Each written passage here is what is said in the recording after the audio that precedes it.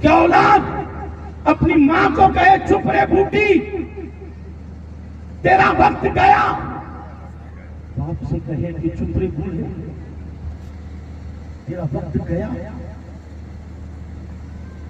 اور جوانی کے نشے میں چور ہو کر ماں باپ کے سامنے بولنے والوں، ماں باپ کو یہ کہنے والوں کہ تیرا وقت چلا گیا، بوڑھے باپ کو تم کہتے ہو تیرا وقت چلا گیا، بوڑھی ماں کو تم کہتے ہو کہ تیرا وقت چلا گیا. ان کا وقت کبھی نہیں جاتا ہے، یہ یاد رکھنا، یاد رکھنا. تیری اور میری تو اوقات کچھ بھی نہیں ہے. اللہ کا نبی حضرت موسیٰ علیہ السلام ماں کے مرنے کے بعد جب رب کے دربار میں گئے، آواز آئی موسیٰ سنبھل کر آنا. یا اللہ آج تک نہیں کہا، آج کیوں کہا؟ رب نے فرمایا آج تک تیری ماں زندہ تھی اور جو تیرے لیے ہمیشہ دعاؤں کے لیے ہاتھ اٹھایا کرتی تھی. کلیم اللہ کو ماں کی دعاؤں کی ضرورت، اللہ کے جلیل القدر پیغمبر کو ماں کی دعاؤں کی ضرورت.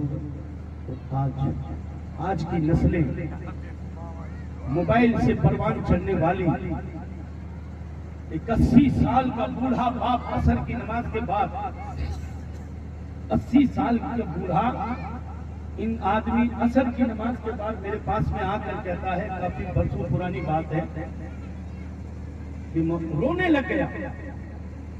میں کتاب پڑھتے پڑھتے میں نے سوچا کوئی درد تکلیف ہو گئی ہوگی، بزرگی ہے. میں نے اس بزرگ سے پوچھا کیا بات ہے، کیوں رو رہے ہو؟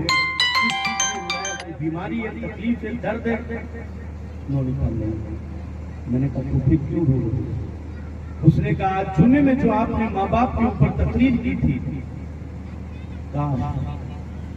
آج کی نسلوں کے دل و دماغ میں بیٹھ گئے کہ باپ کا ادب کیا ہوتا ہے، ماں کا مقام کیا ہوتا ہے. میں نے کہا کیا ہوا؟ تو وہ بوڑھا کہتا ہے کہ 8 دن تک 10 روپے اپنے بیٹے سے مانگتا رہتا ہوں.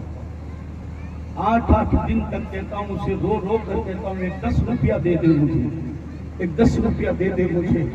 لیکن میرا بیٹا مجھے ڈانٹ کر کہتا ہے کہ اگر 10 روپیہ تجھے دے دوں گا تو پھر اپنی اولاد کو کیا دوں گا؟